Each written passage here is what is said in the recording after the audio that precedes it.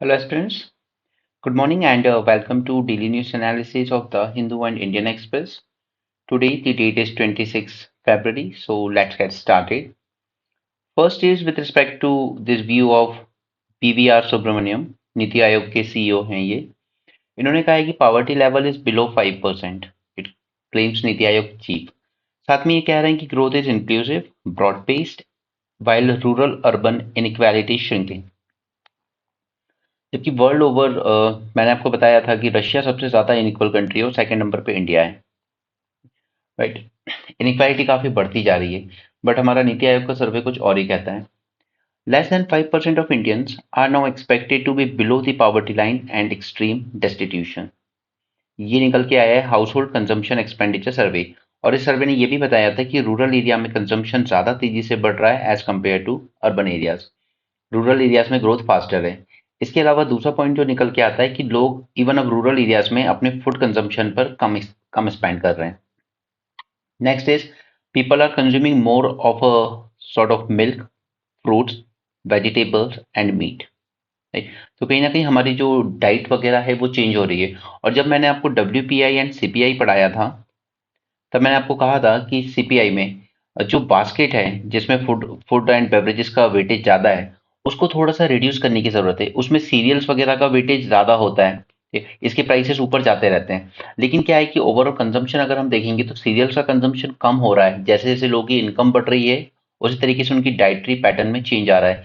तो CPI में एक केस बनता है कि आप सीरियल्स वगैरह का वेटेज रिड्यूस कीजिए and fruits, vegetables, milk and meat का वेटेज इंक्रीज कीजिए. राइट. तब जाकर हमें एक रियल पिक्चर मिल पाएगी कि एग्जैक्टली इकोनॉमी में इन्फ्लेशन किस तरह से चल रहा है. यहाँ पे इनका कहना है ग्रोथ इज ब्रॉड बेस्ड, यानी सभी को बेनिफिट हो रहा है ग्रोथ का, with rural Indians income and spend rising faster than urban peers. इनका मानना है कि रूरल एरियाज में इनकम ज्यादा बढ़ रही है, जबकि खुद गवर्नमेंट के सर्वे ने बताया था कि जो रियल वेज ग्रोथ है, real veg growth rural areas में वो नेगेटिव में गई है सिंस 2019. अगर हम इन्फ्लेशन को एडजस्ट कर दें तो जितनी उसकी 2019 में जो इनकम थी वो नॉमिनल टर्म में ज़्यादा दिखेगी कि अब वो ज़्यादा कमा रहा है. बट रियल टर्म में जब इन्फ्लेशन से एडजस्ट करेंगे यानी कि उस वक्त तो अपनी इनकम से जितनी चीज़ें खरीद सकता था आज उतनी भी नहीं खरीद पा रहा है. राइट. बट नीति आयोग के चेयरमैन कुछ अलग ही बोल रहे हैं. एनीवे, वन थिंग इज कि मैं ज़्यादा ये गवर्नमेंट क्रिटिसिज्म नहीं करूंगा यहाँ पर, क्योंकि कुछ बच्चों को बुरा लग रहा है. उनको पसंद नहीं आ रहा है कि आप इतना एंटी गवर्नमेंट बोलते हो, क्योंकि आप UPSC की प्रिपरेशन करा रहे हो, हमें पॉलिटिक्स की नहीं. ओके, तो फाइन. जो यहाँ पर लिखा होगा हम उसी तक अपने आप को लिमिट रखेंगे. Anyway, the inequality is declining, जैसा कि ऑफिशियल डेटा कहता है. Even as rural household spending on food has drop below 50%. Right. तो आपको मेनली याद रखना है कि डाइटरी पैटर्न में चेंज आ रहा है. अगर इनकम जैसे जैसे बढ़ रही है तो CPI में एक रिफॉर्म होने की जरूरत है कि हमें सीरियल्स का वेटेज कम करना चाहिए फूड बास्केट में और food beverages, milk and meat का बढ़ाना चाहिए. It also suggests lower weightage for food in consumer price index. It expects an impact on GDP growth calculation for the economy. Uttarakhand का ये जो बिल है to recover damage to property, अगर जो protest वगैरह में आप लोग डैमेज करते हो किसी की प्रॉपर्टी को तो वो उससे ही रिकवर की जाएगी, फिर आइडेंटिफाई करके कि किन लोगों ने ये प्रोटेस्ट में डैमेज किए थे. ओके, आगे चलते हैं. यहाँ पर ये यूके की कोई प्रोफेसर थी, इनको कर्नाटका गवर्नमेंट ने बुलाया था एक डिस्कशन के लिए. डिस्कशन था on the topic of the constitution and unity of India. But जब ये बैंगलोर पहुंची तो फिर दिल्ली से इनका इनके सभी डॉक्यूमेंट वैलिड वगैरह होने के बाद भी इनको एंट्री डिनाई कर दी गई इंडिया में. राइट. तो वो जो भी आप फ्री स्पीच कह लीजिए या कुछ भी कह लीजिए, उसको लेकर कुछ इम्पैक्ट है. यहाँ पे केरल में मनाया जाता है अत्तुकल पोंगल. बस इतना ही याद रखना है. यहाँ पे चालुक्यन रीजन से रिलेटेड कुछ है, discovery of temples in Telangana. तो मैं आपको चालुक्यन रीजन पे आज नोट दे दूंगा, अपना जो प्रीलिम्स एक्स्ट्रा मैं आपको देता हूँ डेली. ठीक है. और इसी प्रीलिम्स एक्स्ट्रा में मैं आज आपके साथ सैरोगेसी की भी नोट्स दे दूंगा, क्योंकि ये चीज़ मैं कई बार डिस्कस कर चुका हूँ. बट अगर कोई नया बच्चा देख रहा है इस डिस्कशन को या पहली बार देख रहा है तो उसने वो चीज़ें नहीं पढ़ी होंगी, तो मैं दोबारा तो डिस्कस नहीं करूंगा सैरोगेसी एंड दिस चालुक्यन ये. लेकिन मैं इसके नोट्स आपको प्रोवाइड कर दूंगा टेलीग्राम ग्रुप में आज ही. हिस्ट्री भी देखिए पढ़ते हो ना तो थोड़ा सा उसके रिस्पेक्ट में पढ़िए। करंट में जो भी चीज़ें कुछ फाइंडिंग्स वगैरह आती हैं उसके रिस्पेक्ट में पढ़िए, राइट। ऐसे ही एक करंट अफेयर से एक क्वेश्चन आया था फनम का। फनम क्या है? अब आपने कितनी भी हिस्ट्री पढ़ी हो एंशिएंट मिडाइवल, आप फनम नहीं जानोगे जब तक कि आपने वो न्यूज़ ना देखी हो जो बैंगलोर के म्यूजियम से रिलेटेड थी। एनीवे, पैलेस्टीन स्टेटहुड की बात है तो यहाँ पर ये इनका कहना है, ये मिस्टर टीएस त्रिमूर्ति हैं। मैं हमेशा कहता हूँ आर्टिकल पढ़ने से पहले ये जरूर देखा करो, right. He was the first representative of India to Palestinian authority in Gaza. अब देखिए इनका एक पॉइंट ऑफ व्यू बिल्कुल सही है कि मिस्टर नेतन्याहू जो हैं, इन्होंने अपनी पूरी पॉलिटिक्स इसी पर बेस की थी कि मैं ये टू स्टेट सॉल्यूशन कभी नहीं होने दूंगा। कि टू स्टेट सॉल्यूशन में जो पैलेस्टीनियन अथॉरिटी है वो डिमांड करती है कि 1967 जो वॉर हुई थी उसके पहले की जो बॉर्डर्स थी उसके अकॉर्डिंग पैलेस्टीनियन स्टेट बनाया जाए, जबकि इसराइल कभी ये एक्सेप्ट नहीं करेगा। ओके, काफी वॉर लड़ी है उसने। इसके अलावा नेतन्याहू की खुद की पॉलिटिकल कंडीशन कुछ ऐसी है कि वो इस वॉर को जल्दी खत्म करने के मूड में नहीं है और वो अपना हार्ड लाइन अप्रोच मेंटेन करना चाहते हैं। उनके खुद के अगेंस्ट काफी करप्शन एलिगेशंस वगैरह चल रहे हैं, लेकिन ये इनके डिफेंस मिनिस्टर और दूसरे मिनिस्टर काफी ऐसे जेनोसाइड टाइप के स्टेटमेंट देते रहते थे। और एक चीज ये देखी गई कि even international court of justice में जब ये केस की सुनवाई हो रही थी तो वहां पर जो इसराइल का रिप्रेजेंटेटिव था, जो इसराइल के जज थे, उन्होंने भी यही कहा कि ये इस तरह के स्टेटमेंट नहीं देने चाहिए मिनिस्टर्स को, right? और आईसीजे से रिलेटेड एक इंपॉर्टेंट बात याद रखिएगा जो मैंने कल भी एम्फेसाइज की थी। अगर वहां पर जो जज हैं उनमें आपकी कंट्री से कोई जज नहीं है तो ऑन एडहॉक बेसिस आप ये डिमांड कर सकते हो कि हमारी नेशनैलिटी का भी एक जज यहाँ पर बिठाया जाए पैनल में, कि ऑन एडहॉक बेसिस, यानी कि स्पेसिफिकली उस केस के लिए जिसमें आप पार्टी हो। ठीक है, इस पॉइंट को याद रखना। ये स्टैंडर्ड बुक में मिलेगा नहीं तो फिर एग्जाम हॉल में प्रॉब्लम होगी आपको, राइट। अब बात अगर आती है कि अगर आप टू स्टेट सॉल्यूशन नहीं चाहते हो तो फिर क्या चाहते हो? क्या वन स्टेट सॉल्यूशन फिजिबल है कि इसराइल के अंदर ही पैलेस्टीनियंस रह लें? तो फिर क्या इसराइल उनको इक्वल राइट्स देगा? अगर इक्वल राइट्स देगा ना तो इसराइल खुद माइनॉरिटी में चला, सॉरी, ज्यूइश कम्युनिटी जो है वो खुद माइनॉरिटी में चली जाएगी। उसकी पॉपुलेशन, ओवरऑल पॉपुलेशन अगर हम दोनों को मर्ज कर दें, पैलेस्टीनियंस और ज्यूइश को, तो ज्यूइश अंडर 50% चले जाएंगे, राइट। तो वन स्टेट सॉल्यूशन भी एक्सेप्ट नहीं करेगा इसराइल। और अगर वो इक्वल राइट्स नहीं देता है तो फिर वहां पर जो पैलेस्टीनियंस है वो बन के रह जाएंगे सेकंड क्लास सिटीजन्स। यानी कि जैसा कि एक टाइम साउथ अफ्रीका में हुआ करता था, एपर्थाइड रिजीम, बस वैसे ही कुछ हाल हो जाएंगे अगर वन स्टेट सॉल्यूशन के लिए जाते हैं तो। क्लियर? तो फिर इसका सॉल्यूशन क्या है? सॉल्यूशन ये है कि एक तो पैलेस्टीन, चलिए हमास को तो अब हटाइए, पैलेस्टीन यानी कि वेस्ट बैंक और गाजा दोनों को मिलके बनता है पैलेस्टीन, ठीक है। और वेस्ट बैंक पर तो पैलेस्टीनियन अथॉरिटी ही रूल कर रही है। तो पैलेस्टीनियन अथॉरिटी एंड इसराइल दोनों में सबसे पहले तो आपको रिजीम चेंज की जरूरत है, राइट। यहाँ की लीडरशिप चेंज होने की जरूरत है, क्योंकि नेतन्याहू ने भी अपनी पूरी पॉलिटिक्स की है against the two state solution, और हमास ने भी उसी पे बेस की थी against two state solution. But अब पहले तो हमास का कंट्रोल वहां से हटके जो गाजा है इधर, और इधर जो वेस्ट बैंक है, ये एक ही अथॉरिटी के अंडर में आना चाहिए। और पैलेस्टीन अथॉरिटी में भी लीडरशिप चेंज की जरूरत है, वहां भी कोई लिबरल लीडर हो, इसराइल में भी लिबरल लीडर हो, और फिर वो दोनों आपस में डिसाइड करें कि हम टू स्टेट सॉल्यूशन किस तरीके से कर सकते हैं। क्योंकि देखिए अब यूके और फ्रांस दोनों ने ये स्टैंड लिया है कि टू स्टेट सॉल्यूशन ही इसका अल्टीमेट सॉल्यूशन है। बट यूएसए अभी भी बात तो करता है टू स्टेट सॉल्यूशन की, लेकिन जब बात इसराइल के स्टैंड की आती है तो वो इसराइल को हर तरीके से सपोर्ट करता है। ऑलराइट, तो इन्होंने अच्छा आर्टिकल लिखा है। British foreign secretary David Cameron said that UK was willing to recognise a Palestine state, recognition तक प्रोवाइड करने की बात की है इन्होंने। सिमिलरली फ्रांस ने भी यूके को इस बात में ज्वाइन करने की कोशिश की, but mister Netanyahu he reject the international dictates and he will continue to oppose the unilateral recognition of Palestinian state. ये रिकॉग्निशन तक अलाउ नहीं करना चाहते हैं। कुछ गल्फ और अरब स्टेट की बात करें तो they went ahead on normalising relation with Israel through Abraham accord without an assurance of two state solution. ये गल्फ और अरब स्टेट को एक टाइम रियलाइज हुआ था कि पैलेस्टीनियन इशू की वजह से हम लोग ईरान का थ्रेट हैंडल नहीं कर पाएंगे, ठीक है। तो उन्हें सिर्फ ईरान से अपनी सेफ्टी चाहिए थी, इसलिए उन्होंने इसराइल यूएसए वगैरह के साथ अपने अच्छे टर्म्स बनाने की कोशिश की, क्योंकि इसराइल के पास सब कुछ है, उसके पास टेक्नोलॉजी है, उसके पास मिलिट्री पावर है, उसके पास सब कुछ है। तो सऊदी अरेबिया और बाकी अरब स्टेट्स हैं वो पहले ईरान को एज अ बिगर थ्रेट देख रहे थे देन द इसराइल। तो उन्होंने अब्राहिम अकॉर्ड के टाइम काफी लिबरल अप्रोच लिया था, कोई अश्योरेंस भी नहीं दिया इसराइल ने टू स्टेट सॉल्यूशन का, फिर भी उन्होंने इसराइल के साथ अपने रिलेशन इंप्रूव करने की कोशिश की थी। The US which pledged unconditional support to Israel war in Gaza, declaring that Israel's long-term and short-term security challenges in Gaza cannot be solved without establishment of Palestinian state। तो US भी मानता है कि जब तक पैलेस्टीनियन स्टेट नहीं बनेगा तब तक ये प्रॉब्लम एज इट इज ही चलती रहेगी।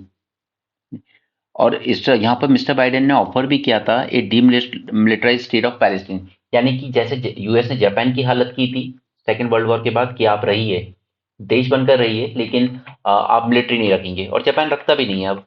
तो वैसा भी ऑफर किया था बाइडेन ने कि पैलेस्टीन स्टेट बन जाने दीजिए, उसको डीमिलिटराइज रखा जाएगा हमेशा, उसकी अपनी कोई आर्मी नहीं होगी, कोई नेवी नहीं होगी, उसकी सिक्योरिटी आप अपने हिसाब से देख लेना इंटरनेशनल लेवल की जब सिक्योरिटी की बात आएगी, बट एटलीस्ट पैलेस्टीनियन स्टेट को एक सेल्फ गवर्नेंस टाइप का स्टेट बनाया जाए।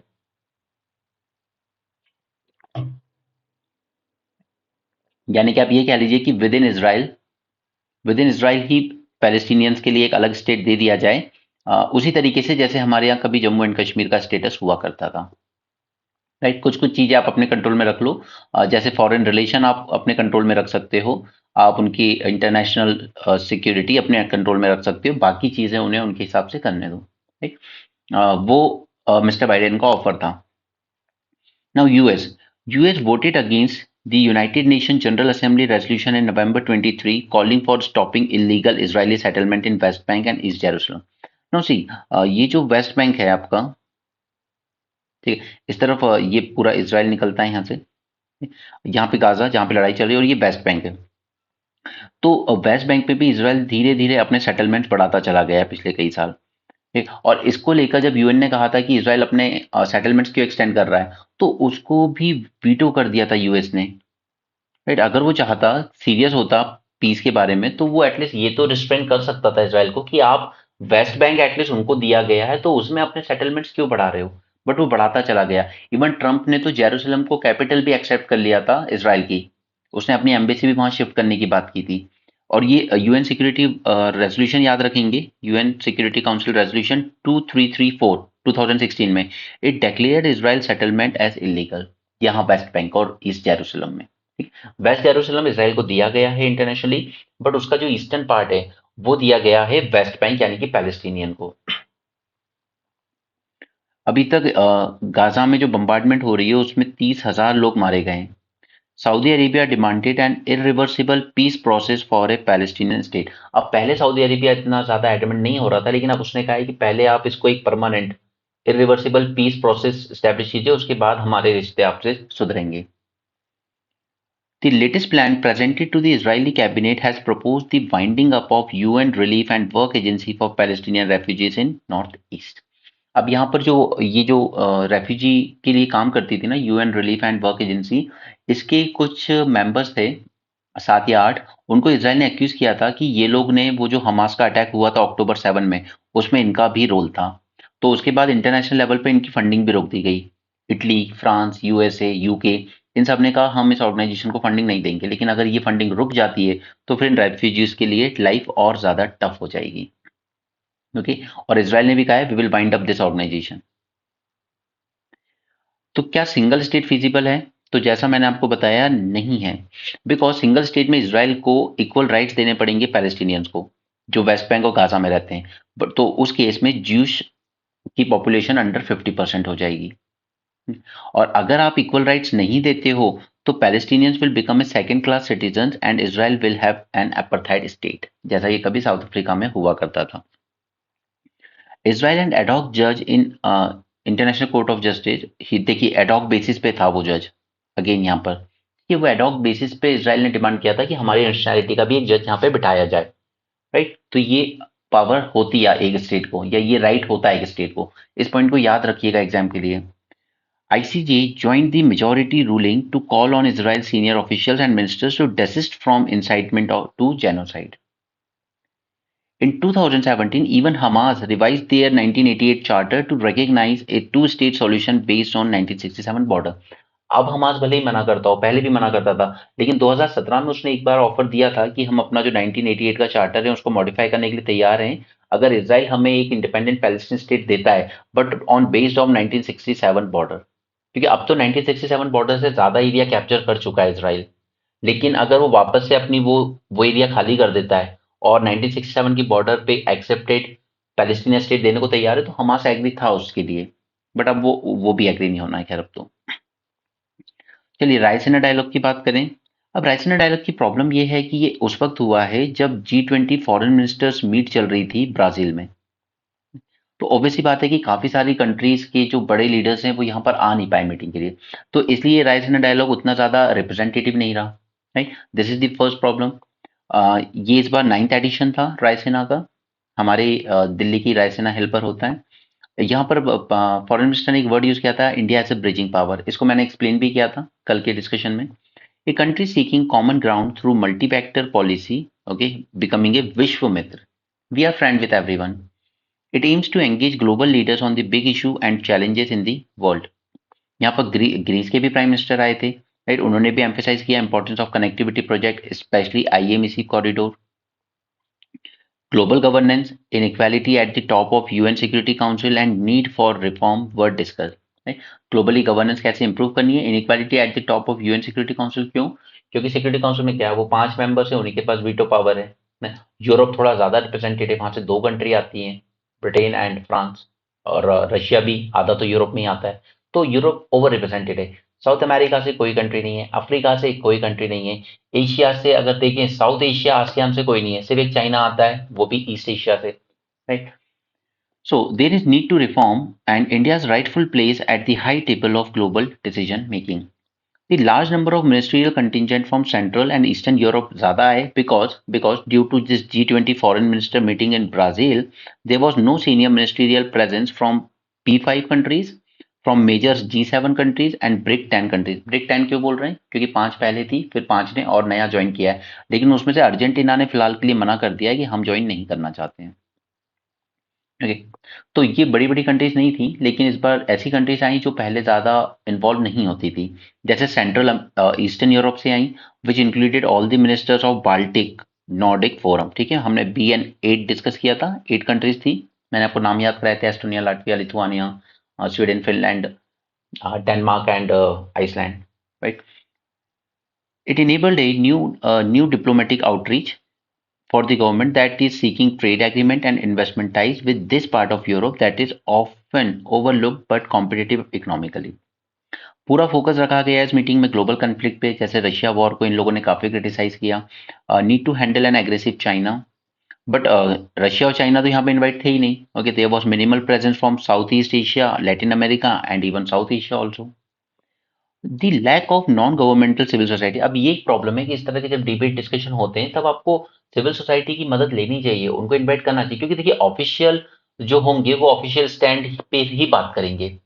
कोई ये नहीं कहेगा कि गलती यूक्रेन और नाटो की भी थी, कि ये लोग क्यों रशिया की बॉर्डर पे अगर आप लाके नाटो फोर्सेस को बैठा दोगे तो वो रशिया के लिए बहुत बड़ा थ्रेट है। लेकिन ये बातें अनऑफिशियली सिविल सोसाइटी के मेंबर्स बोल सकते हैं, बट ये जो ऑफिशियल रिप्रेजेंटेटिव है हर कंट्री के, ये नहीं बोल सकते। अगर आज यूक्रेन की जो हालत है तो वो एक ही पर्सन की वजह से है, वो ज़ेलेंस्की। राइट, ऑलमोस्ट करीब करीब उसके भी 30,000 समथिंग सोल्जर्स मारे जा चुके हैं अब तक। कंट्री डिवास्टेट हो चुकी है, all because of that one man, जिसकी गलत पॉलिसीज गलत इंटेंशन की वजह से कंट्री सफर कर रही है। तो ये चीजें ऑफिशियल्स कभी नहीं बोलेंगे। So there should be the involvement of non governmental civil society. Okay, the lack of non governmental civil society organisations in the discourse produced a narrow view of the challenges that democracy faces worldwide. Notably absent was conversations focusing on Israeli war in Gaza. ठीक है, इस पे focus किया ही नहीं गया क्योंकि Europe countries की sympathy Israel के साथ ही है अभी भी। उन लोगों ने डिस्कस ही नहीं किया उसका, और शायद इंडिया चाहता भी नहीं था। Such omission not only mean a lack of diversity. Raisina dialogue has become the made in India version of global public square. ठीक है, ये आपका यूएसए में होता है, तो उसी का वर्जन हम इंडिया लेवल पे कर रहे हैं। ऑलराइट, अब इंडिया ने 100% एफडीआई ओपन कर दी है स्पेस सेक्टर में। ठीक है, चंद्रयान में हमने सॉफ्ट लैंडिंग की, तो हमने ये दिखाया कि हमारी इसरो की कैपेबिलिटीज क्या है। अब इसरो चाहता है कि वो अपनी प्राइवेट कंपनीज जो है इनको सपोर्ट करे, ठीक है, ताकि ये प्राइवेट कंपनीज भी रिवर्स में इसरो के काम को थोड़ा सा इजी कर सकें। यानी जो थोड़े इजी काम है, जैसे मान लो स्मॉल सैटेलाइट व्हीकल बनाना है, ठीक है, वो इसरो इनको बना के दे देगा। फिर आप लोग छोटी छोटी सैटेलाइट्स जो हैं वो आप लोग खुद लॉन्च कर लीजिए।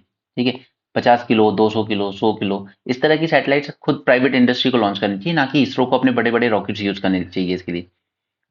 लूना 25 रशिया का मिशन था मून पर, जो कि फेल हो गया। अब देखिए यहाँ पर ऑन February 22 क्या हुआ है।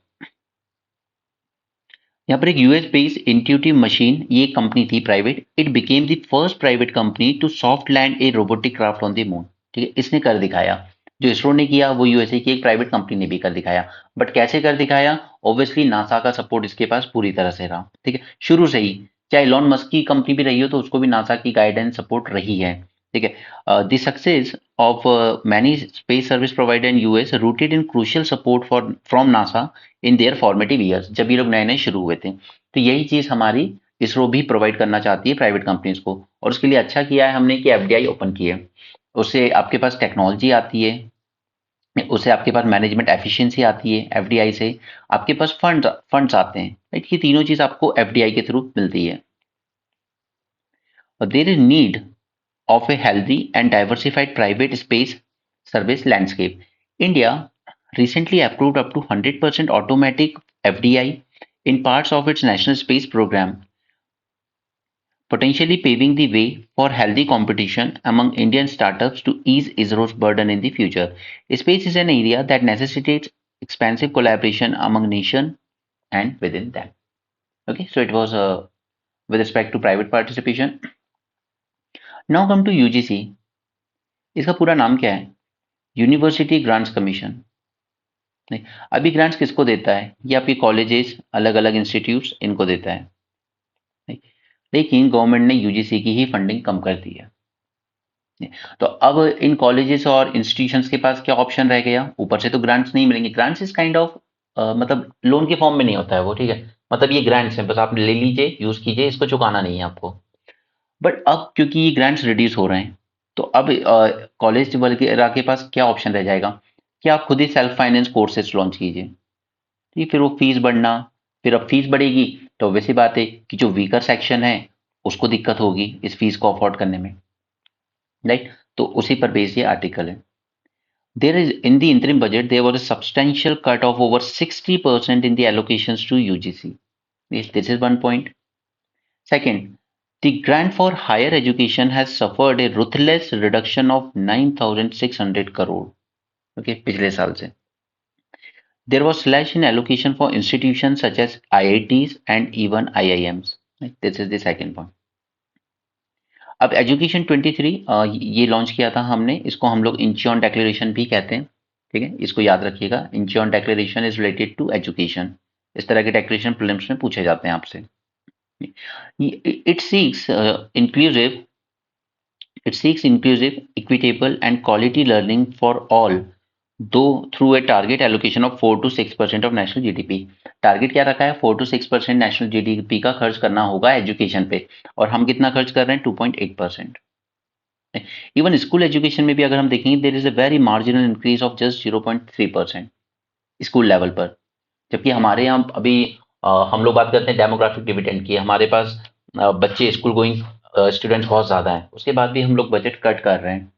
Despite the budget asserting 28% increase in funding to central universities, बात यह है कि ओवरऑल फंडिंग इंक्रीज हुई वो अपनी जगह है, बट यूजीसी को कम दी गई है and higher education financing agency को ज्यादा दी गई है। हिफा पे मैं आपको नोट्स दे दूंगा एक्स्ट्रा में। ठीक है, अभी टेलीग्राम से देख लेना। हिफा बनाई गई थी एक बॉडी जो कि एक कोलैबोरेशन करेगी। ठीक है, और ये जो पैसे यहाँ से देगी वो एक लोन के फॉर्म में देगी इंस्टीट्यूट को, जबकि यूजीसी जो देता था वो ग्रांट के फॉर्म में देता है। हाइफा जो देगी वो लोन के फॉर्म में देगी। राइट, तो that is the difference between both of them. तो आपने जो 28% इंक्रीज फंडिंग बढ़ाई है सेंट्रल यूनिवर्सिटी के लिए, उसमें से मेजोरिटी शेयर आपने हाइफा को दिया है, ना कि यूजीसी को। राइट, हाइफा कोलैबोरेटिव वेंचर था between Canara bank and ministry of education. HEFA offers financial support for development and enhancement of education infrastructure through provision of loans. This is the problem. Right? तो ये UGC वाला काम नहीं कर सकता। UGC का काम ग्रांट्स देना है, recognize करना है, रेगुलेट करना है। This will not only compel colleges and universities to introduce more self-financing courses, but also increase the financial woes of the students. अब इसकी मार पड़ेगी मार्जिनलाइज ग्रुप पर, जिनका gross enrolment ratio already national average से below है। जैसे women हो गई, एसटी हो गए, एससी, एसटी, राइट, इनका अगर आप ग्रॉस एनरोलमेंट रेशियो देखेंगे तो कितना है, विमेन का 24, ये तो फिर भी ठीक है, ठीक है, एससी का 23, एसटी का 18.9%। हमने ग्रॉस एनरोलमेंट रेशियो एलिमेंट्री यानी कि प्राइमरी स्कूल लेवल पर तो ऑलमोस्ट 100% अचीव कर लिया है, बट हायर एजुकेशन पर अभी नहीं कर पाए। इनफैक्ट क्लास 5th और 8th के बीच ही काफी सारे बच्चे ड्रॉप आउट कर जाते हैं। ओके, एएससीआर के सर्वे ने कहा भी था कि ये बच्चे या तो अपने फार्मर्स वगैरह हैं इनके फादर, तो उनके साथ एंगेज हो जाते हैं, या कोई छोटा मोटा बिजनेस है तो उसमें एंगेज हो जाते हैं, राइट, पढ़ाई के साथ साथ, और कुछ पढ़ाई से ड्रॉप आउट करके। Over 72% of the students find themselves excluded from the prospect of higher education primary due to this physical deficit. Even हमारा gross enrolment ratio global average से भी बुरा है, ग्लोबल लेवल पर भी 38% है हायर एजुकेशन में, हमारा और ज्यादा खराब है। Even among the BRICS nation भी हम लोग सबसे लोएस्ट है। Robust funding stands as a crucial linchpin propelling initiatives to bridge gaps, enhance enrollment, ensure retention, and elevate the overall quality of education, making it more equitable and inclusive। ठीक है, इसके लिए जरूरी क्या है, more funding, and that funding should not come in the form of loan but in the form of grants। Loan के form में आएगा तो कॉलेज को वो लोन चुकाना भी पड़ेगा, तो वो फिर बच्चों से ही लेगा वो पैसा। ओके, अब ये जो डिपार्टमेंट ऑफ स्कूल एजुकेशन में भी जो बजट दिया गया है ना, उसका अधिकतर शेयर दिया गया है PM rice, PM Shri school को, और उसके अलावा construction of new Eklavya model residential school. 8.3% of total education budget is dedicated exclusive to mere 0.7% of school. तो आपने जो टोटल बजट दिया उसका 8.3% सिर्फ इन दो कैटेगरी को ही दे दिया है, एकलव्य एंड पीएम श्री को, तो अगेन इंक्लूसिव नहीं है इनकी नजर में। सैरोगेसी रूल्स मॉडिफाइड, तो ये बात हम पिछले 2 दिन से भी डिस्कस कर रहे हैं, राइट। अगर जैसे दो कपल हैं, मेल एंड फीमेल, अगर दोनों में से किसी एक को कोई प्रॉब्लम है कि उनके एग्स प्रोड्यूस नहीं हो पा रहे हैं या स्पर्म प्रोड्यूस नहीं कर पा रहे हैं, तो पहले अलाउ नहीं था, पहले था कि आपको खुद ही देने होंगे अगर आपको सैरोगेसी भी करवानी है, ताकि जेनेटिकली आपसे रिलेशन हो। बट अब अलाउ कर दिया गया है कि चलिए अगर किसी एक में कोई डिफेक्ट है, कोई जेनेटिक डिसऑर्डर है किसी एक बंदे में, ठीक है, तो आप डोनर से गैमेट ले सकते हो, ठीक है, डोनर गैमेट अब अलाउ कर दिया गया है। बट एक बात बताओ, अगर दोनों में ही डिसऑर्डर होगा तो आपका अलाउ नहीं है। क्लियर, ये बात याद रखिएगा, ये चेंज किया गया है। डोनर गैमेट अलाउ किया गया है बट जब प्रॉब्लम किसी एक में हो, अगर दोनों में प्रॉब्लम है तो फिर कुछ नहीं होने वाला। Union government on February 21 modified surrogacy regulation rule 22 to permit married couples to use donor eggs or donor sperm for surrogacy। ये अभी अलाउ नहीं होता था इससे पहले, क्योंकि सैरोगेसी में आप सिर्फ एक हिंदी में बोलें तो किराए की कोख ले सकते, you can rent a womb, but सब कुछ होना आप ही का चाहिए। बट अब आपने डोनर को अलाउ कर दिया है। मार्च 23 में बैन किया गया था ये चीज, उसके पहले भी अलाउ थी, मार्च में बैन कर दी गई, अब फिर से अलाउ कर दी गई है। ऑन मार्च 14, 23 ये अमेंड किया गया था surrogacy rule, and donor act could not be use for gestational surrogacy. तो ये मार्च में आपने बैन कर दिया, उसके पहले अलाउ था, ठीक, मार्च में आपने अमेंडमेंट करके बैन कर दिया, अब वापस से आपने अलाउ कर दिया ये चीज। नहीं, नाउ अब फिर से अमेंडमेंट किया गया है, allowing married couples to use donor gamete on the condition, but on the condition कि डिस्ट्रिक्ट मैजिस्ट्रेट बोर्ड जो होगा वो सर्टिफाई करेगा कि ईदर हस्बैंड और the wife suffer from a medical condition, right, तभी ये सर्टिफिकेट लेना जरूरी है। But again they must have at least one gamete from the intending parents. This implies that a married couple where both partners are unable to use their gametes due to an existing medical condition cannot opt for surrogacy। This is an important point you should remember। Okay, take a note of this point।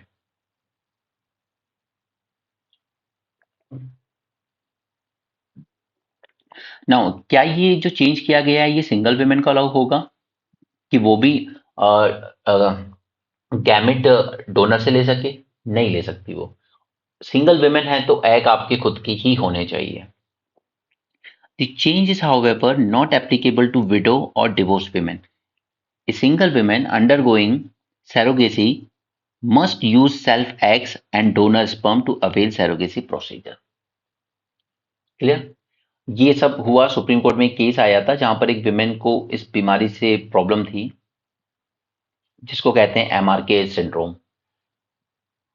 ठीक है, तो उसने यही पूछा था कि ये women के पेरेंटहुड के राइट के अगेंस्ट है, क्यों नहीं ले सकते? अगर हमें कोई जेनेटिक प्रॉब्लम है तो हम डोनर का गैमेट क्यों नहीं ले सकते? ठीक है, उसका खुद का भाई उसको गैमेट देने के लिए तैयार था।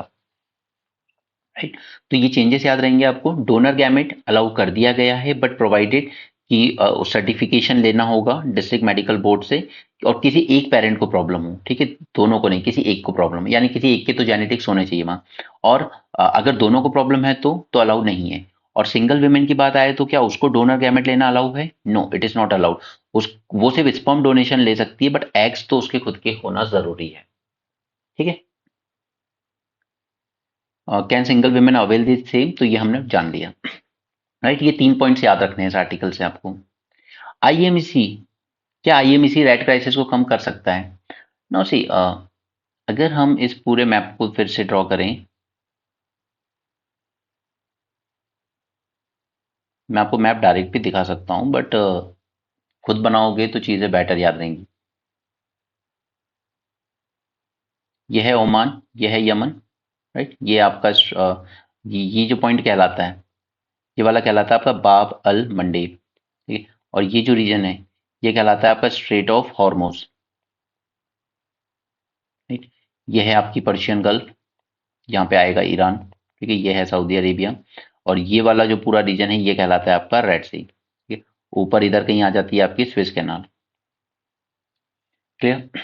अब ये हाउदी रेबल्स कहाँ पर एक्टिव है? इस वाले में, ये यमन में एक्टिव है हाउदी रेबल्स। ठीक है, ये रेड सी में मिसाइल्स लॉन्च करते रहते हैं, ट्रेड को डिस्टर्ब कर रखा है इन्होंने। राइट, और ये है स्ट्रेट ऑफ हॉर्मुज, जहां से पूरा होके आपका गुजरेगा आईएमईसी कॉरिडोर। ये समझ में आया? तो आर्टिकल भी समझ में आ जाएगा। अब इन हाउदी रेबल्स ने परेशान किया है, तो उसकी वजह से क्या हो रहा है? इन्फ्लेटेड फ्राइट फ्राइट के कॉस्ट बढ़ गए, delay vessel schedule and product shortage हो रही है। ठीक है, बाबल मंडेब स्ट्रेट में इन्होंने आतंक मचाया हुआ है। ये वर्ल्ड का बिजिएस्ट कार्गो है, ऑयल ट्रांसपोर्ट पॉइंट है, जहां से 12% ऑफ इंटरनेशनल मर्केंडाइज ट्रेड पास होता है। अब यहाँ से पास नहीं हो पा रहा है, इसलिए शिप को पूरा रीरूट करके जाना पड़ रहा है थ्रू अफ्रीकन कॉन्टिनेंट, पूरा केप ऑफ गुड होप से। राइट, तो उस वजह से क्या हो रहा है? फ्राइट के चार्जेस बढ़ जा रहे हैं, फ्राइट यानी transportation cost, inflated insurance cost. ठीक है, क्योंकि यहाँ से थ्रेट है, तो ऑब्वियसली बात है कि इंश्योरेंस कोई कंपनी सस्ते में तो देगी नहीं, कल को हाउदी रेबल्स ने आपके यहाँ अटैक कर दिया वहां पर तो, इसलिए इंश्योरेंस कॉस्ट भी बढ़ गई। फिर लॉन्गर वोएज टाइम, अगर अफ्रीका से घूम के जा रहे हो तो टाइम ज्यादा लगेगा, leading to delays and shortage of products. और इस वजह से it has driven up transportation cost, और अल्टीमेटली चीजें और महंगी हो जाएंगी, तो इंक्रीज इन कमोडिटी प्राइस, यानी कि पूरे के पूरे यूरोप में इन्फ्लेशन देखने को मिलेगा। इंडिया पर क्या इफेक्ट रहा है इसका? तो इफेक्ट तो इंडिया पे ही पड़ा है, क्योंकि रेड सी से हम लोग, हमारे ऑलमोस्ट 24% एक्सपोर्ट और 14% इंपोर्ट आते हैं जाते हैं। राइट, एक्सपोर्ट क्या करते हैं हम लोग? जैसे हमने क्रूड ऑयल इंपोर्ट किया, अपने यहाँ रिफाइनरीज में रिफाइन किया, उससे petrol, diesel, aviation turbine fuel, kerosene वगैरह सब कुछ बनाया, और फिर वही सब चीजें हम वापस एक्सपोर्ट करेंगे यूरोप की तरफ। राइट, तो वहीं से हम लोग को इंपोर्ट करके लाना है, रिफाइन करना है, फिर एक्सपोर्ट करना है। तो इसमें ये सब डिस्टर्ब हो रहा है हमारा। जबकि हमारा यूरोप के साथ ट्रेड कितना है? 189 बिलियन डॉलर का, ये पूरा इंपैक्ट हो रहा है। नॉर्थ अफ्रीकन कंट्रीज के साथ 15 billion dollar. So there has been a drop in Indian shipment. China is actively projecting China Europe freight trains which are part of belt and road initiative as an alternative route. अब देखिए, अगर आप यहाँ पे China को देखेंगे, ठीक है, तो चाइना से होते हुए वो 5 स्थान वाली कंट्रीज आती हैं। राइट, और वो 5 स्थान से होते हुए फिर आप सीधे यूरोप निकलते हो। तो चाइना ने यहाँ से अपना जो बेल्ट एंड रोड इनिशिएटिव था उसको रेल रोड कॉरिडोर, ये बना रखा है उसने, बेल्ट एंड रोड। और वो कहता है कि चलिए आप लोग ना यहाँ से ऑल्टरनेटिव रूट यूज कीजिए, सी के थ्रू मत जाइए, यहाँ से जाइए। बट यहाँ से प्रॉब्लम क्या आती है? बुरी बात तो नहीं है, यहाँ से भी जा सकते हैं, लेकिन क्या इतनी सारी कंट्रीज से आपके कंटेनर पास होंगे कि हर कंट्री अपना टैक्स, अपना ड्यूटी, अपनी कमीशन ये सब लगाती है? तो यहाँ से भी जब ट्रेड जाता है ना, तो वो एक्सपेंसिव हो जाता है। जब आप ओशन के थ्रू जाते हो, तब आपको अलग अलग कंट्रीज की बॉर्डर से निकलना नहीं होता है। ठीक है, तो आपको जगह जगह पर paper work, checking, duties, taxes, commission ये सब पे नहीं करना पड़ता है। ठीक है, इसलिए ओशियन रूट जो है वो चीपर माना जाता है as compare to the land route. Clear? What about IMEC? तो देखिए आईएमईसी सिर्फ आपने एक्सेप्ट तो कर लिया बट अभी तक इसमें कोई फंडिंग कोई इन्वेस्टमेंट कुछ भी कमिट नहीं किया गया है। और हमास ने जो अटैक किया था वो कहीं ना कहीं इसी सब को डिसरप्ट करने के लिए ही था। क्योंकि ये आईएमसी कॉरिडोर सऊदी अरेबिया से भी पास हो रहा है, यूएई से भी हो रहा है और इसराइल से भी हो रहा है। तो ये अगर एक बार इकोनॉमिक इंटीग्रेशन हो गया इनका, तो फिर ये पैलेस्टीन का मैटर पूरा ठंडा पड़ जाता कि इसराइल के साथ ही डील कर रहे हैं ये यूएई सऊदी अरेबिया। ओके, तो वो हमास ने अटैक इसी मेनली इसी प्रोजेक्ट को डिस्टर्ब करने के लिए किया था। राइट, तो इसराइल पैलेस्टीन कन्फ्लिक्ट की बात तो ये बिल्कुल ठंडे बस्ते में चला गया है। ये vulnerability of straight of Hormuz मैंने दिखा दिया आपको कहाँ पर है। Right, with Iran proximity, the risk of disruption remains very high. तो अब इस रिस्क को कैसे अवॉइड करें? It can be avoided by including Oman in IMEC architecture and keeping the supply chain away from Iran reach. However this would move further, इसका मतलब और delay होगा, नए पोर्ट बनाने पड़ेंगे, रेलवे लिंक वगैरह डेवलप करना होगा। आईएमईसी कॉरिडोर पे मैं आपको मेंस 450 प्लस में ऑलरेडी लेक्चर दे चुका हूँ। वहां पे मैंने ये सारे इन लोकेशन पे जो जो इंपॉर्टेंट पोर्ट हैं जैसे जेबल अली, ठीक है, हाइफा, पैरिमस, ये सब डिस्कस किया है वहां पे। तो उस वीडियो को अगर नहीं देखा है, नोट्स नहीं बनाए हैं तो अभी बना लो, अभी टाइम है। ओके, ये सीधे पास होता है कि यहाँ मुंबई इंडिया से चलेगा, उसके बाद सीधे निकलेगा यूएई में, फिर सऊदी अरेबिया में, फिर इसराइल में। कि जो ओमान है यहाँ पर अच्छी पीसफुल कंट्री है, ठीक है, उसको बाईपास कर रखा है। तो उसको भी अगर इन्वॉल्व कर सकते हो तो बेटर होगा। क्या ये वायबल हो सकता है प्रोजेक्ट? तो देखिए इसके इकोनॉमिक बेनिफिट्स तो अभी कंडक्ट करने में वक्त लगेगा क्योंकि डिस्रप्शन बहुत चल रहा है वहाँ। The corridor is estimated to cut the journey time from India to Europe by 40% and slice transit cost by 30%। यानी कि एक चीज श्योर है कि अगर हम इसको बना लेते हैं तो जो ट्रांजिशन होगा वो चीप होगा। है, क्योंकि सिर्फ यूएई, सऊदी अरेबिया और इसराइल तीन कंट्री से होते हुए हम सीधा मेडिटेरियन क्रॉस करके ग्रीस पहुंच जाएंगे, यानी कि यूरोप के मार्केट में। ठीक है, सिर्फ इंडिया के बाद तीन कंट्री, इंडिया, ठीक है, ये तीन कंट्रीज से करेंगे हम, यूएई, सऊदी अरेबिया, इसराइल, और फिर सीधा मेडिटेरियन से होते हुए ग्रीस, यानी कि पूरा यूरोपियन यूनियन में एंटर कर जाएंगे। ठीक है, तो ये बहुत शॉर्ट रूट होगा इंडिया के लिए, तो अगर ये बनता है तो बेटर है। But again there is multiple handling of cargo and multination transit would increase the carriage and compliance cost. The robust financial framework need to be in place since there are no binding financial commitments. अभी तक कोई financial commitment नहीं दी है किसी ने। एक comprehensive multinational operational framework की जरूरत पड़ेगी इसके लिए। ठीक है, तो वो जब हो पाएगा जब उस रीजन में पीस आएगा। ये गूगल का जेमिनी है। इससे जब पूछा गया था प्राइम मिनिस्टर मोदी के बारे में इज ही ए फासिस्ट, तो ये कहता है यस, कुछ पॉलिसीज उनकी ऐसी हैं जो फासिस्ट के ट्रेड दिखाती हैं। अब इसमें जरा सा थोड़ा सा याद रखिएगा कि हमारा जो ओपन एआई कंपनी है, ठीक है, उसने बनाया था चैट जीपीटी, और इसी के बाद वही लेकर आया है सोरा। सोरा जो टेक्स्ट को वीडियो में कन्वर्ट कर देगा। उसी तरीके से गूगल गूगल ने बनाया था पहले बार्ड, अब उसी का एडवांस वर्जन आ गया है जेमिनी। ये याद रखिएगा गूगल के और ओपन एआई के। ठीक, बाकी इस आर्टिकल में ऐसा कुछ काम का नहीं है। बस यहाँ पर है कि इनके जो मिसयूज, ठीक है, मैंने आपके साथ कल ही एक चैट जीपीटी पे मेंस 450 प्लस में वीडियो किया था, ठीक है, चैट जीपीटी में, और उसको मैंने ओपन भी रखा था आप सबके लिए, तो उसको देख लेना। ठीक है, वहां पे सब चीजें समझ में आ जाएंगी। मिसयूज के चांसेस बहुत हैं इसमें। जैसे एक example, use of AI tool by some to generate deep fake pornographic images of Taylor Swift and other celebrities. ये एक मिसयूज का एग्जांपल कोट कर सकते हो। ओपन एआई का Sora, it is capable of generating realistic videos, तो again there has been raised question of misuse. तो अभी ओपन एआई ने कहा है कि अभी हम इसको लॉन्च भी नहीं कर रहे हैं, अभी हम इसको अच्छे से चेक कर रहे हैं। और ओपन एआई ने एक फिल्टर लगाया है to block the prompt requests that mention violent, sexual और hateful language as well as image of prominent personalities। तो ये फिल्टर लगा के इस मिसयूज को चेक करने की कोशिश कर रहा है। राइट, यही सब आपको मेंशन करने होते हैं अपने आंसर में, तभी आपका जो आंसर होता है वो अच्छा बनता है। तो मैं मेंस 450 प्लस में आपको जब वीडियो दे भी देता हूँ, तो उसके बाद जब न्यू पॉइंट्स उसी टॉपिक पर आते जाएंगे तो वो आप ऐड करते चलिएगा उनमें। ओके, और वो तभी होगा जब अपने हैंड रिटन नोट्स बनाए होंगे A4 साइज के प्लेन पेपर में। तो उसमें जब ये एग्जाम्पल, अब जैसे यहाँ हमें तीन बातें मिली हैं, फिल्टर वाली बात तो मैंने वहां कवर की थी, टेलर स्विफ्ट का आपको एग्जाम्पल मिला, राइट, सोरा अभी 3 दिन पहले से न्यूज में आना शुरू हुआ है, इसको ऐड करो उसमें, तभी अच्छे आंसर लिख पाओगे। अदरवाइज कोचिंग के मटेरियल पर रिलाई करोगे लास्ट में तो वो इतना तो याद ही नहीं होगा, ओवरबर्डन हो जाओगे। यहाँ पे प्राइम मिनिस्टर ने कल लॉन्च किया है Sudarshan Setu, India longest cable stayed bridge, Gujarat में। ये पैसेंजर ट्रेन हुआ करती थी, इनका नाम बदल दिया गया है, इनका नाम कर दिया गया है एक्सप्रेस स्पेशल, और इनके जो चार्जेस होते थे वो अब डबल हो जाएंगे। अमृतकाल है।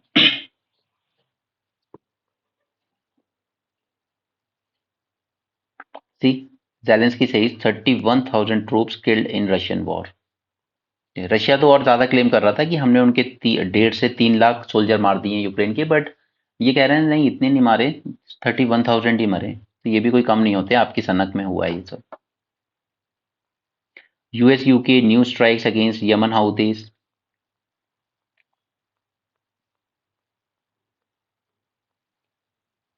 ओके, इसरो का C-20 इंजन। अब देखिए इसके बारे में पहले एक पॉइंट पॉइंट बिल्कुल अच्छे से ध्यान रख लीजिए, जो प्रीलिम्स में हमसे पूछा जा सकता है कि KVD-1, C7.5 एंड C-20 क्या है। वो कई बार ऐसे भी कह देगा ये एक जूनॉटिकल डिजीज है या कुछ और है, इस तरह के पॉइंट्स देगा आपको, ठीक है। No, these three are cryogenic engines, याद रखेंगे, ठीक है। अब ये जो KVD-1 है ना, ये वाला मैंने आपको बताया था कि हमने उस टाइम हम चाहते थे रशिया से लेना, तो उस टाइम 80s में 1980s में तो इनकी कोल्ड वॉर चल रही थी, तो यूएसए ने देने नहीं दिया था।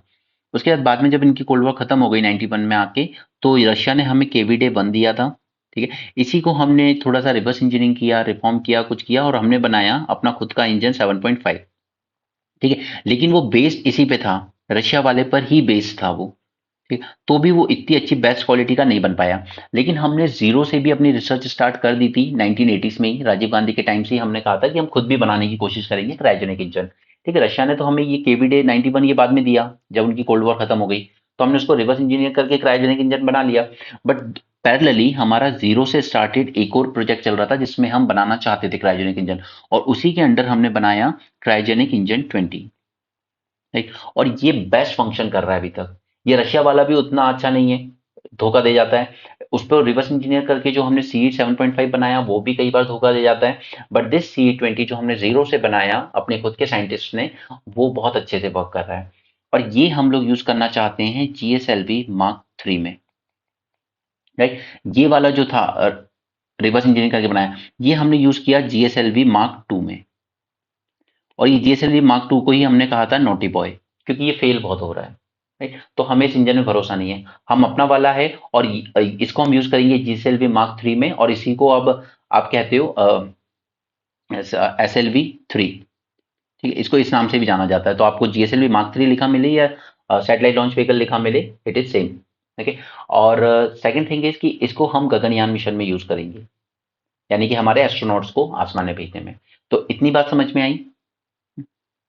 ये GSLV Mark 2 जो रिवर्स इंजीनियरिंग करके बनाया था रशिया को, इसने इसको यूज किया हमने, यानी कि C7.5 को to power the third stage of ascent, GSLV Mark 2 में यूज किया था, right. The operation of cryogenic engine requires a cryopump. Cryopump क्यों? Because it will trap and cool the hydrogen and oxygen to liquid form. इनको liquid form में रखना पड़ता है, तभी ये क्रायोजेनिक इंजन वर्क करेगा, ओके। इसके अलावा देखिए, ये सब वही बातें, टेस्टामेंट ऑफ इसरोज एकम्प्लिशमेंट, ये बताता है कि इसरो की कैपेबिलिटी कितनी अच्छी है, क्योंकि यूएस ने सैंक्शन लगा दिए थे इंडिया पर 1980s में, क्योंकि हमने 75 में एक न्यूक्लियर टेस्ट भी कर लिया था इंदिरा जी के टाइम, ठीक है। तो ये लॉन्च व्हीकल Mark 3, ठीक है, मतलब GSLV Mark 3, और इसकी फर्स्ट स्टेज होती है सॉलिड, सेकेंड स्टेज होती है लिक्विड, और थर्ड स्टेज हो जाएगी हमारी C-20 क्रायोजेनिक इंजन 20, ठीक। तो पूरा पढ़ने की जरूरत नहीं है, इसका क्रक्स यही था, ये तीन याद रखिएगा। ये रशिया से दिया था KVD, और C-7.5 हमने रिवर्स इंजीनियरिंग करके बनाया, बट Mark 2 में यूज भी किया उसको, बट वो फेल बहुत होता है। और हमने तीसरा इंडिजिनसली टोटली जीरो से स्टार्ट करके बनाया, जो हम Mark 3 में यूज करते हैं, और यही हम गगनयान मिशन में यूज करेंगे। यहाँ पर एक टर्म है प्लैनेट्स। प्लैनेट्स कहते हैं, प्लैनेट्स हम जानते हैं सन को रोटेट करते हैं, बट ये जो प्लैनेट्स होते हैं they orbit not stars but black holes. Sun भी तो स्टार ही है ना हमारा एक, ठीक है। तो जो स्टार को ऑर्बिट करते हैं उनको कहते हैं प्लैनेट्स, और जो ब्लैक होल को ऑर्बिट कर रहा है उसको कहते हैं प्लैनेट्स, ठीक है। तो यहाँ पे हिंदू खत्म होता है, इंडियन एक्सप्रेस देख लेते हैं।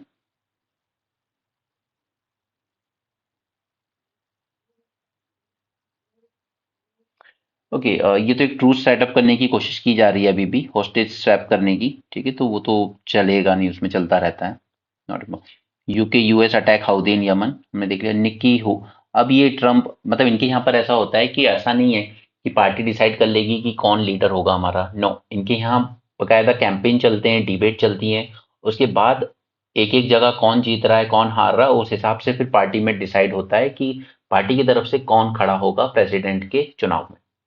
ओके, लेकिन अगेन डेमोक्रेसी का एक साइड इफेक्ट है ही कि वहां पे डायनेस्टी रूल चलता ही है, वो चलता ही है, कहीं भी डेमोक्रेसी ले लो, यहाँ क्लिंटन फैमिली हो, बुश फैमिली हो, इन सबके बाप बेटे बने हैं प्रेसिडेंट ना। हम लोग को लगता है कि सिंगापुर बहुत अच्छी है, but see it is one of the most densely populated countries and has no natural water resource. अब आपको अपने स्कूल की एनसीईआरटी से एक बात याद आ रही होगी, अगर थर्ड वर्ल्ड वॉर होगी तो it will be for water. Okay, इस तरह की बातें वहां बचपन में पढ़ाई गई थी। Now look at this, Singapore is one of the most densely populated countries on the planet. एक मॉडर्न इंटरनेशनल बिजनेस हब बन चुका है Singapore. Countries water consumption has increase by over 12 times since independence from Malaysia in 1965. There are no natural water resources. The country has relied on importing water from Malaysia. Malaysia की जोहर river से इसको water मिलता था और ये deal expire हो जाएगी 2061 में। अब मलेशिया में भी पॉलिटिकल इश्यूज चल रहे हैं कि यार ये पानी नहीं देना चाहिए हमें, तो वहां पर भी पॉलिटिकल टेंशन चल रही है, बल्कि वो हो सकता है कि 2061 से पहले ही डील रद्द करने की बात करें। Climate change, intense weather, rising sea, rise in average temperature, these are all expected to exacerbate water insecurity. जब ज्यादा टेम्परेचर बढ़ता है, ज्यादा हीट बढ़ती है, obvious सी बात है कि इवेपोरेशन और ज्यादा बढ़ जाता है। अब ये डिपेंड है पूरी तरीके से 5 डिसैलिनेशन प्लांट पे। डिसैलिनेशन प्लांट क्या करते हैं, समुद्र का पानी लेते हैं, उसको फिल्टर्स में बार बार इधर उधर पास करवाते हैं ताकि सॉल्ट कंटेंट निकल जाए, राइट। और so this water technology developed and used in Singapore, और इसने ये टेक्नोलॉजी एक्सपोर्ट भी की है 30 कंट्रीज को, including Indonesia, Malaysia and Nepal. तो हमारे यहाँ भी तमिलनाडु कर्नाटक जो लड़ते रहते हैं हमेशा कावेरी डिस्प्यूट पर, उन्हें थोड़ा सा डिसैलिनाइजेशन प्लांट पे फोकस करना चाहिए, राइट, अपनी वाटर नीड के लिए, खासकर तमिलनाडु को। समुद्र का पानी बहुत है, डिसैलिनाइजेशन प्लांट लगा लो 3-4 और यूज करो। असम ने मुस्लिम मैरिज एक्ट को रिपील किया। अब ये क्या था और क्यों किया है? सी, यहाँ पर ये था कि काजी वगैरह ही अपॉइंट होते थे इनमें, ओके, लेकिन वो वर्क करते थे as a public servant, right, as a public servant work कर रहे थे, और यहाँ पर रजिस्टर करनी होती थी मुस्लिम कपल को अपनी मैरिज, राइट। तो आप कह सकते हो काफी डिसेंट्रलाइज वे में हो रहा था, तो ठीक था, कोई इशू नहीं था। तो प्रॉब्लम कहाँ आई? प्रॉब्लम ये आई कि यहाँ पे एज पर इस्लामिक लॉ एक बार लड़की की प्यूबर्टी हो गई तो वो शादी के लायक है। तो यहाँ पर कई केसेस आ रहे थे जहां पर जो लीगल एज है उससे कम में हुई शादियां भी रजिस्टर हो रही थी। लड़की जहां पर अभी 18 से कम है, लड़का 21 से कम है, उसके बाद भी ये मैरिजेस रजिस्टर हो रही थी। इसलिए इस एक्ट को ही अबॉलिश करने की बात की है गवर्नमेंट ने, और आपको अब रजिस्टर करना होगा, यानी कि मुस्लिम कपल को, अंडर स्पेशल मैरिज एक्ट। तो सुनने में एक बार को सही लगेगा, बट अब इसके पीछे का अगर हम पॉलिटिकल रीजन देखेंगे तो शायद बेवजह किया गया। आपका मेन इशू क्या था कि ये लीगल एज से अंडर, ठीक है, चाइल्ड मैरिज रजिस्टर हो रही है। तो आप इस एक्ट का सिर्फ ये वाला प्रोविजन निकाल देते, आप उसमें बस ये कह देते कि यहाँ पर वही मैरिज रजिस्टर हो पाएंगी जो लीगल एज के बाद हुई हो, यानी कि एडल्ट लोगों की जो शादी हुई होगी सिर्फ वही रजिस्टर हो पाएगी, अंडर एज वालों की रजिस्टर नहीं हो पाएगी, राइट। अब उसमें फिर आप कह सकते हो कि हो सकता है फिर लोग शादी तो करते हैं अंडर एज लेकिन रजिस्टर नहीं कराते, हो सकता है, तो वो तो अब भी होगा ना। अब तो और ये होगा कि आपने इसको एक्ट को ही खत्म कर दिया तो स्पेशल मैरिज एक्ट में आके रजिस्टर कराइए, तो कई लोग कहेंगे नहीं कराना रजिस्टर, ठीक है, अनरजिस्टर्ड ही रखेंगे हम अपनी मैरिज को। तो ये चीज भी होगी अब, राइट। तो ये शायद बेवजह हटाया गया, बल्कि उसमें सिर्फ एक अमेंडमेंट की जरूरत थी, ना कि उसको पूरी तरीके से रिपील करने की। ये एक्ट आया कब था? 1935 में। It laid down the process to register Muslim marriage and divorce. In 2010, amendment replaced the word voluntary from compulsorily. जब आया था तब तो voluntary था कि रजिस्टर करना है करो, नहीं करना मत करो, लेकिन 2010 में इसको मैंडेटरी बना गया दैट हर मुस्लिम कपल को यहाँ पर रजिस्ट्रेशन करना ही होगा, राइट। और यहाँ पर जो काजी होगा, that Muslim registrar deem to be a public servant and the act is in line with the Muslim personal law, ठीक है, उनके लॉ को भी फॉलो करता था। बट यहाँ पर क्या होगा कि गवर्नमेंट कह रही है हमें प्रोहिबिट करने हैं child marriage. So act allows marriage registration even if the bride and groom have not reach the legal age that is 18 and 21। तो ये इसका एक प्रॉब्लम था। तो ऑब्वियसली ऑब्सोलेट तो हो रहा था ये एक्ट, बट इसमें सिर्फ एक अमेंडमेंट अगर किया जाता तो बेटर होता। लास्ट ईयर असम ने लॉन्च किया था, क्योंकि असम में बहुत ज़्यादा चाइल्ड मैरिज होती हैं अभी भी। तो वहाँ पर उन्होंने प्यूनिटिव क्रैकडाउन लॉन्च किया था चाइल्ड मैरिज के, और करीब 4000 से ज़्यादा लोगों को अरेस्ट भी किया था अंडर पॉक्सो एक्ट। ओके, और गवर्नमेंट ने रिजॉल्व किया है we will eradicate child marriage by 2026। Under Muslim law, now this is the problem again. Under Muslim personal law, a bride who has attained the puberty is considered valid. Okay? और अगर उसकी puberty नहीं भी हुई है तो ये मान लिया जाता है कि लड़की 15 साल की हो गई ना, तो समझो हो गई बस puberty. okay? Puberty is presumed in the absence of evidence at the 15 years of age, right? But शायद ये पॉइंट सही है कि only marriage of bride and groom of legal marriageable age can be registered under the act. तो इसको abolish करने की बजाय ये वाला अमेंडमेंट अगर इसमें कर देते तो बेटर होता। यहाँ पर इलेक्ट्रिसिटी रूल्स में कुछ चेंज किया गया है, बट मुझे पढ़ने के बाद ऐसा कुछ लगा नहीं जो आपको एग्जाम में हेल्प कर सकता है, तो उसको अवॉइड कीजिए। क्या पॉलिटिकल पार्टीज टैक्स देती हैं? Income tax. अब इसके बारे में बस दो बात याद रखिए कि income tax act 1961 it exempts political parties registered by election commission under representation of people act 1951 from paying income tax. Right, this is one point. Second is, income tax नहीं देना है लेकिन आपको फाइल जरूर करने पड़ेंगे। Parties are required to file their returns if their total income before taking into account the exemptions is higher than the income tax exemption limit. ठीक है, इनकम टैक्स रिटर्न्स जरूर फाइल करने होंगे चाहे इनकम टैक्स पे करो ना करो। ये Indian spending more on milk fruit vegetable हमने देख लिया ऑलरेडी।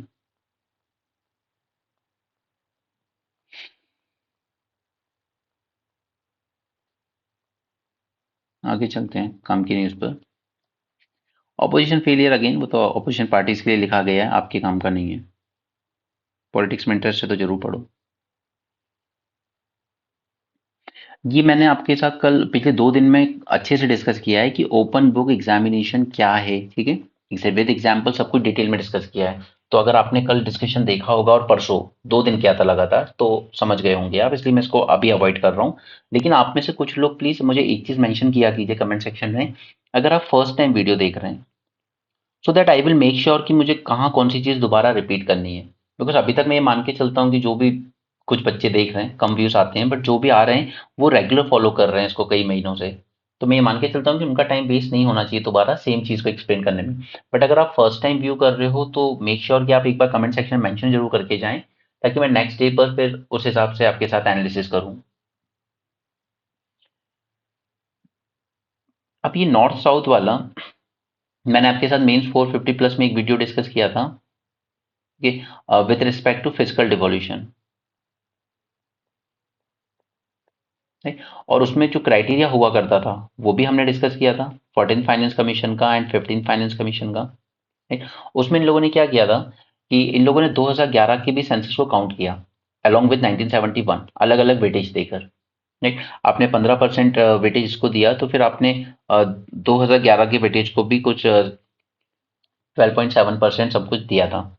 ठीक है, उसके बाद आप जब 15th फाइनेंस कमीशन में आए तब आपने पूरी तरीके से 2011 का डेटा यूज कर लिया और साथ में एक नया इंडिकेटर दिया है डेमोग्राफिक परफॉर्मेंस का, ठीक, ताकि सदर्न स्टेट्स नाराज ना हो।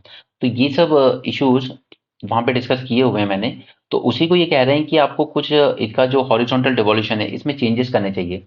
अब अगर आप अभी पहली बार वीडियो देख रहे हो तो शायद आपको हॉरिजॉन्टल टैक्स डिवोल्यूशन ये सब नहीं पता होगा, मैं एक बार एक्सप्लेन कर दूंगा। देखिए, वर्टिकल टैक्स डिवोल्यूशन की जब बात आती है ना, वर्टिकल टैक्स डिवोल्यूशन होता है आपका फ्रॉम सेंटर की तरफ से जब पैसा स्टेट को जा रहा हो। राइट, अब स्टेट एक तो है नहीं, बहुत सारे हैं। तो अब सपोज कि 41% डिवॉल्व कर दिया स्टेट्स को। अभी 41% इन सब स्टेट्स में आपस में कैसे बटेगा, तो उसके लिए फॉर्मूला बनाया जाता है, इसको कहते हैं हॉरिजॉन्टल डिवोल्यूशन। राइट, उसमें सारे क्राइटेरिया रखे जाएंगे, स्टेट की पॉपुलेशन क्या है, स्टेट का साइज क्या है, आपके टैक्स एफर्ट्स क्या हैं, आपकी इनकम इनइक्विटी क्या है एंड ऑल दैट। राइट, अब प्रॉब्लम ये है कि स्टेट हमेशा ये तो रोना रोते हैं कि हमें सेंटर की तरफ से फंड नहीं मिला, सेंटर की तरफ से फंड नहीं मिला। लेकिन स्टेट्स को भी पंचायती राज एक्ट में एक जिम्मेदारी दी गई है कि आपको भी स्टेट फाइनेंस कमीशन बनानी होगी, और वो डिवॉल्व करेगा fund from state to third tier, यानी कि अर्बन लोकल बॉडीज में पंचायती राज। अब देखा ये गया है कि केरल जो सबसे ज्यादा अभी जिसने केस फाइल किया हुआ सेंटर के अगेंस्ट, कि स्टेट फाइनेंस कमीशन के रिकमेंडेशन को केरल भी नहीं मानता। ठीक है, और इसकी रिपोर्ट को भी लेजिस्लेचर में प्रेजेंट करने में डिले देखा गया है। यानी कि राजमन्नार, आपने लक्ष्मीकांत ने पढ़ा होगा इनके बारे में, राजमन्नार कमीशन ने एक बात कही थी कि सबको चाहिए डिवोल्यूशन, लेकिन सिर्फ अपने लेवल तक, अपने से नीचे के लेवल पे उनको खुद को डिवॉल्यूशन नहीं करना है। In 2015, Kerala government constituted Fifth State Finance Commission. The report dealt with devolution of taxes to local bodies. However, the state government delayed presenting the report by 2 years. And it also rejected most of the recommendation on devolution। तो ये केरल का example है, और सिर्फ अकेले केरल में ऐसी चीज नहीं देखी गई है, महाराष्ट्र ने भी यही किया, तो उसने भी रिकमेंडेशन रिजेक्ट कर दी है स्टेट फाइनेंस कमीशन की। The State Finance Commission are not set up in a timely manner in many states, and their reports as well as their taken reports को भी significant delay किया जाता है। RBI की study कहती है there is little stability in the transfer of resources to the third tier of government। तो centralising impulse सिर्फ सेंटर यूनियन लेवल पर नहीं है, स्टेट गवर्नमेंट के लेवल पर भी है, वो भी डिवॉल्व नहीं करना चाहते नीचे। तो राज चिलैया ने सही कहा था that everyone wants decentralization but only up to his level। आप ज्यादा पावर्स, आप ज्यादा फंड्स हमें दीजिए, बट हम नीचे वालों को नहीं दे रहे हैं। अब सदर्न स्टेट्स का ये ना हम पहले 2 दिन डिस्कस कर चुके हैं, अगर आप डिस्कशन फॉलो कर रहे हैं रेगुलर तो पहले भी हम 2 बार डिस्कस कर चुके हैं ये चीज। उसके अलावा हमने मेंस 450 प्लस में भी डिस्कस किया था, उस वीडियो को देख लेना, वो शायद ओपन ही है सबके लिए यूट्यूब पर, आई डोंट रिमेंबर बट शायद ओपन ही रखा था मैंने। शेयर ऑफ सदर्न रीजन यानी कि ये आंध्रा, तेलंगाना, कर्नाटका, तमिलनाडु, केरल, इन 5 स्टेट का डिविजिबल टैक्स पूल में हम देखेंगे तो इनका शेयर डिक्लाइन हुआ है from 21% during 2004-05 to just 15.8% for 21-26। Right, काफी डिक्लाइन हुआ है 11th फाइनेंस कमीशन से 15th फाइनेंस कमीशन तक। बट ऐसा नहीं है कि नॉर्थ साउथ का मैटर है, क्योंकि देखिए डिक्रीज ना उत्तर प्रदेश और बिहार का भी हुआ है, उनको भी जो शेयर मिल रहा है वो ओवरऑल रिड्यूस ही हुआ है। तो अब एक बात तो आपको समझ में आई होगी अब तक, सदन कह रहे हैं हमारा भी डिक्रीज हुआ है, हम देख रहे हैं कि यूपी बिहार में भी डिक्रीज हुआ है, ठीक है। तो फिर पैसा जा कहाँ रहा है? पैसा जा कहीं नहीं रहा है, जो पूल होता है ना, पूरा डिवॉल्यूशन जिसमें पूरा पैसा आ रहा था, वो पूल ही श्रिंक कर दिया है सेंटर ने। कैसे? सेस और सरचार्ज ज्यादा लगाकर, और सेस सरचार्ज स्टेट्स के साथ शेयर नहीं किया जाता है। राइट, तो अगर मैं कहूं कि देखिए पहले तो इस पूल में से आपको सिर्फ 35% दिया जा रहा था, अब तो इस पूल से आपको 41% दिया जा रहा है, तो खुश हो जाइए। नहीं, आपने पूल छोटा कर दिया, बाकी सब आपने शेयर और सरचार्ज में ले लिया, और वो आप हमारे साथ शेयर कर नहीं रहे हो। आप कह रहे हो सेंटर पर जो टोटल टैक्स आया उसका हम आपको 40%, 41% दे रहे हैं, बट आपने तो इस पूल को ही श्रिंक कर दिया ना। That is the issue, cess and surcharge बढ़ा बढ़ा के। Uttar Pradesh, Bihar has seen a fall in their share though in lesser magnitude. Orissa again decline, हालांकि गुजरात और महाराष्ट्र में थोड़ा सा इंप्रूवमेंट देखने को मिला है, इवन राजस्थान में भी, but north eastern states except Assam, ठीक है, उसमें भी इंप्रूवमेंट देखने को मिला है। So this is not a really north south divide matter, it is a matter of divisible pool itself. Right, no अब बिहार की डिपेंडेंसी देखिए आप फाइनेंस कमीशन पे, कि बिहार में जितना टोटल रेवेन्यू आता है उसका 75%, टोटल रेवेन्यू का 75% फाइनेंस कमीशन के थ्रू आ रहा है, ठीक है, यानी कि सेंट्रल टैक्सेस और ग्रांट्स के थ्रू आ रहा है। मतलब बिहार के खुद के रेवेन्यू रिसोर्सेज बहुत कम है। एक सबसे बड़ा रेवेन्यू रिसोर्स हुआ करता था बिहार में, शराब के थ्रू आने वाला टैक्स, तो शराब बैन करके उन्होंने वो टैक्स का सोर्स भी खत्म कर लिया। 53% of Uttar Pradesh total revenue receipt भी सेंटर से आती हैं, ठीक है। तो ये दिखाता है कि इनकी डिपेंडेंसी सेंटर पर कितनी ज्यादा है यूपी और बिहार की। One could argue that transfer from rich southern state to poorer regions, ये तो होना भी चाहिए, ठीक है, वो ठीक है अपनी जगह। हॉरिजॉन्टल डिवोल्यूशन मैंने समझा दिया, वर्टिकल डिवोल्यूशन आपको समझा दिया। राइट, सारी प्रॉब्लम की जड़ है कि सेंटर ने सेस और सरचार्ज से ज्यादा कलेक्शन किया है रादर देन नॉर्मल टैक्सेशन के थ्रू। तो ये जो डिविजिबल पूल हुआ करता था, ये श्रंक कर गया from 88% of centre's gross tax revenue to just 78%। तो आपने जो पूल था उसको 10% तक कम कर दिया है। ओके, तो कहने के लिए तो है कि हम 41% दे रहे हैं, लेकिन जब हम टोटल, मैंने टोटल और ग्रॉस में आपको फर्क समझाया था पहले, ठीक है, जब हम देखेंगे पूल 10% रिड्यूस हुआ है, तो कहने के लिए तो कि देखिए हम तो आपको 41% शेयर दे रहे हो, बट आप एग्जैक्टली दे रहे हो जस्ट 34% शेयर।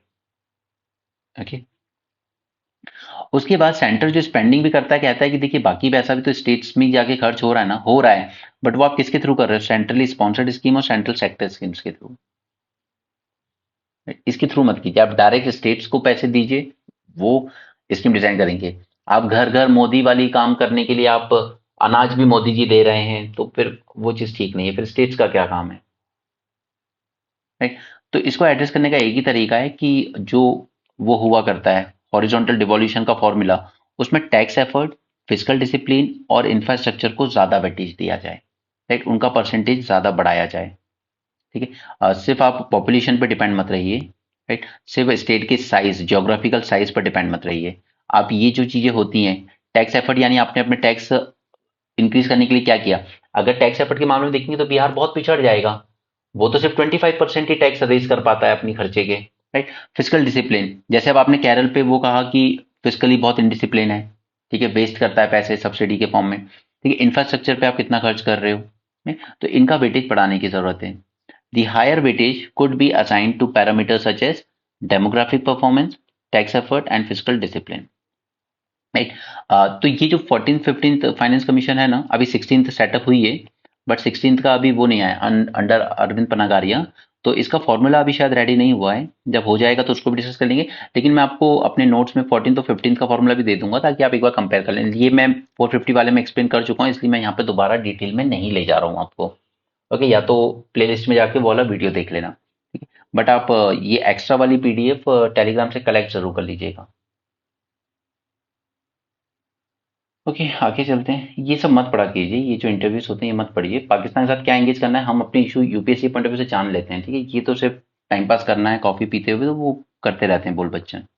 ये पढ़ने में आप टाइम वेस्ट ना करें एज ए यूपीएससी एस्पिरेंट। यहाँ पर हम लोग चाहते हैं पब्लिक स्टॉक होल्डिंग पर एक परमानेंट सॉल्यूशन मिले। अभी पीस क्लॉज बना हुआ है यहाँ पर, राइट? डब्ल्यूटीओ की मीटिंग शुरू होने वाली है, तो ये एक बार हो जाए, 3 दिन चलेगी, 3 डेज। उसके बाद इसमें से जो कुछ निकल के आएगा तब हम ये सब अच्छे से जान लेंगे, पीस क्लॉज क्या था और स्टॉक होल्डिंग से क्या इशू है, और ब्लू ग्रीन रेड अम्बर बॉक्स सब्सिडी के बारे में उसमें हम जान लेंगे, ठीक है? कतर के साथ हमने 20 ईयर्स की डील की है अपनी गैस कलेक्शन के लिए, तो कतर प्लान से new gas output boost aimed at global price collapse, ठीक है? तो इससे ऑब्वियसली बात है, जब प्रोडक्शन बढ़ेगा तो फिर प्राइसेस थोड़े नीचे जाएंगे, क्योंकि prices of gas in Europe also fell steeply despite a drop in Russian supplies after US and Qatar helped replace lost volumes, ठीक है? तो ये और ज्यादा बूस्ट करने वाले हैं प्रोडक्शन को, ताकि प्राइस और कम आ जाए गैस के। Okay, that's it sports news. Okay, so ये हमारा डिस्कशन हो गया है। इसके अलावा हमारी प्रीलिम्स रिवीजन सीरीज चल रही है, उसको जरूर ज्वाइन कीजिएगा, और मेंस 450 प्लस प्रोग्राम को मिस मत कीजिए, या इसके पोटेंशियल, इसके बेनिफिट्स आपको रियलाइज होंगे एग्जाम टाइम पे, ठीक? तो मेन सीरीज जरूर ज्वाइन कीजिएगा। So that's it for this session. Thanks for joining. Have a great day and keep learning.